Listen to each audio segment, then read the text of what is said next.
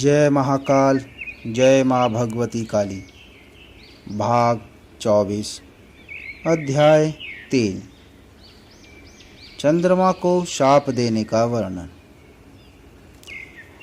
उस समय प्रजापति दक्ष चंद्र के समीप में पहुंचकर यह वचन उन्होंने चंद्रदेव से कहा था कि अपनी भार्याओं में समानता का ही व्यवहार करिए तथा उनके प्रति जो भी कुछ विषमता की भावना हो उसका आप अपरित्याग कर दीजिए। यदि आप हमारे वचनों को मूर्खता से नहीं समझते हैं तो हे निशापते, मैं धर्म शास्त्र के अतिक्रमण करने वाले आपके लिए शाप दे दूंगा। महर्षि मार्कंडेय मुनि जी ने कहा। इसके अनंतर चंद्रदेव ने प्रजापति दक्ष के सामने वैसा ही करने के लिए स्वीकार किया था, क्योंकि उनको दक्ष से अधिक भय था। इसी प्रकार से किया जाएगा ऐसा पुनः स्वीकार कर लिया था। फिर अपनी भार्याओं में विषय में समान ही व्यवहार करने के लिए चंद्र के द्वारा अंगीकार किए जाने पर दक्ष चंद्र से सहमत होकर अपने स्थान को चले गए थे। दक्ष के गमन करने पर निशानाथ चंद्र फिर अत्यधिक रूप से रोहिणी के ही साथ में रमण करता हुआ उसने उस प्रजापति दक्ष के वचन को भुला ही दिया था कि मैं अब सब भार्याओं में एक सा व्यवहार करूंगा। वे अश्वनी आदि सभी मनोरम उनकी सेवा करने वाली हुई थी, किंतु चंद्र ने उनका कभी सेवन नहीं किया था और वह केवल उन सब की अवज्ञा ही किया करता था। वे चंद्रदेव के द्वारा अवज्ञा संयुक्त होकर अपने पिता से यह बोली थी। उन्होंने कहा था कि हे मुनि श्रेष्ठ, आपके वचन को भी सोमदेव ने नहीं किया है और वह तो अब पहले से भी अधिक हमारे विषय में अवज्ञा किया करते हैं। सोम के द्वारा हमारे विषय में जो भी करना चाहिए वह कुछ भी नहीं होता है। अतएव अब हम तो सब तपस्विनी हो जाएंगे। आप हमको वही निर्देश कीजिए। तपस्या के द्वारा अपनी आत्मा का शोधन करके हम अपना जीवन ही त्याग देंगी। हे द्विसत्तमों, आप ही विचार कीजिए कि ऐसी दुर्भाग्यशालिनी हमको जीवन रखने से क्या लाभ है।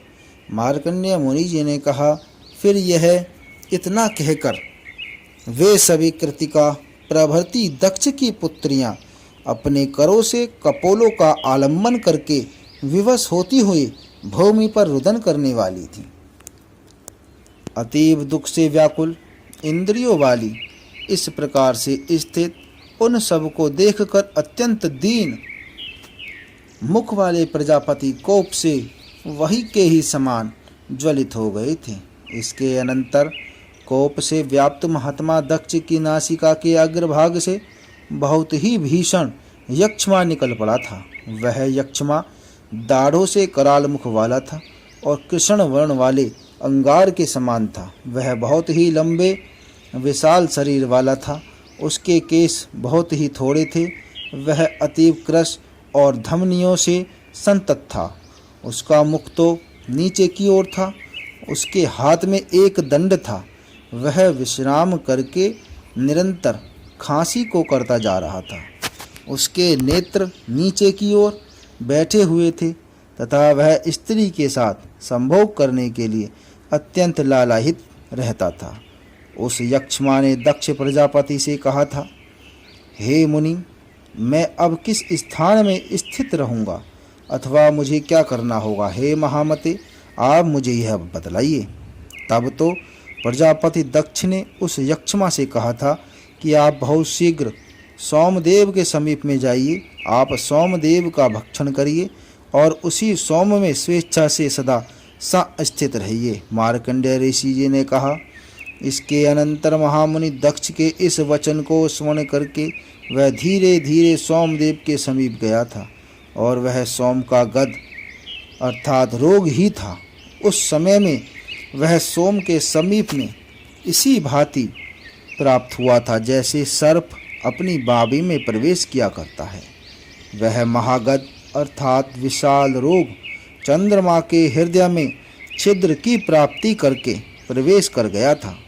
उस दारुण राज्यक्षमा के उस सोम के हृदय में प्रविष्ट हो जाने पर चंद्रदेव मोहित हो गए, अर्थात उनको मोह हो गया था और वह बहुत बड़े विषम तंत्र को प्राप्त हो गए थे, क्योंकि यह रोग प्रथम उत्पन्न होकर उस राजा में लीन हो गया था। हे द्विज, इस कारण से उस रोग की लोक में राजक्षमा इस नाम से प्रसिद्धि हो गई थी।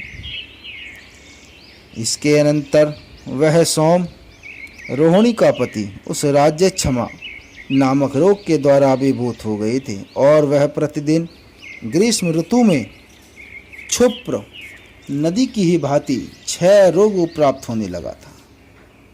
इसके अनंतर उस चंद्र के क्षीयमाण हो जाने पर समस्त औषधियाँ 6 को प्राप्त हो गई थीं। उन औषधियों के 6 को प्राप्त हो जाने पर यज्ञ नहीं प्रवृत्त होते थे। यज्ञों का अभाव हो जाने से देवों का सब अन्य भी 6 को प्राप्त हो गया था। तब तो सभी मेघ नष्ट हो गए थे और वृष्टि का एकदम अभाव हो गया था।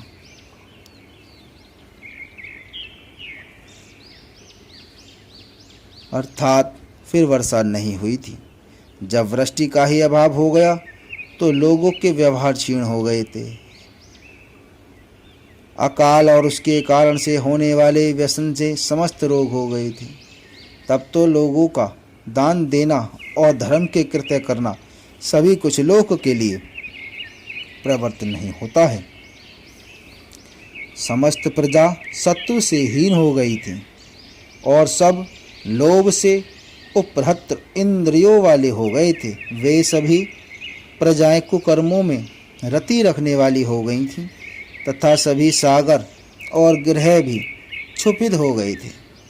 इसके अनंतर जगत को अधिक व्याकुल और दस्युओं, चोर लुटेरों से पीड़ित देखकर चंद्र को अपना नायक बनाते हुए सब देवगण ब्रह्मा जी के समीप में गए थे। इस सृष्टि की रचना करने वाले जगत के स्वामी देवेश्वर ब्रह्मा जी के पास पहुंचकर उन्होंने उनको प्रणाम किया। तब वे सब यथोचित स्थानों पर उपविष्ट हो गए थे। लोकों के पितामह ब्रह्मा जी ने सब देवों को मलिन मुख वाले देखकर, जो कि ऐसे प्रतीत होते थे मानो किसी दूसरे के पराभूत हों और अपने विषयों को अपहृत किए हुए से दिखाई पड़ रहे थे, तब तो ब्रह्मा जी ने देवों के गुरु बृहस्पति, इंद्र और अग्नि को आमने सामने बिठाकर उनसे पूछा था। ब्रह्मा जी ने कहा, हे देवगणों, आपका मैं स्वागत करता हूँ, अर्थात आपका यहाँ पर समागम परम शुभ मानता हूँ। आप लोग अब यह बतलाइए कि आप सब किस प्रयोजन को सुसंपन्न करने के लिए यहाँ आए हैं। मैं देख रहा हूँ कि आप सभी लोग किसी महान दुख से आहत देहों वाले हैं और आप अधिक मलिन हो रहे हैं। आप सबको बाधाओं से रहित, आतंक से हीन तथा इच्छानुसार गमन करने वाले बनाकर और अपने विषय में विन्यस्त करके आज से आप लोगों को परम दुखित कैसे देख रहा हूँ।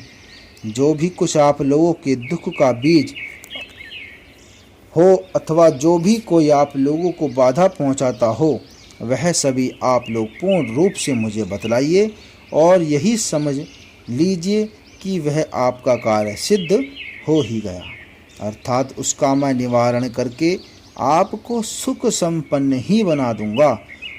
इनमें कुछ भी संशय नहीं है।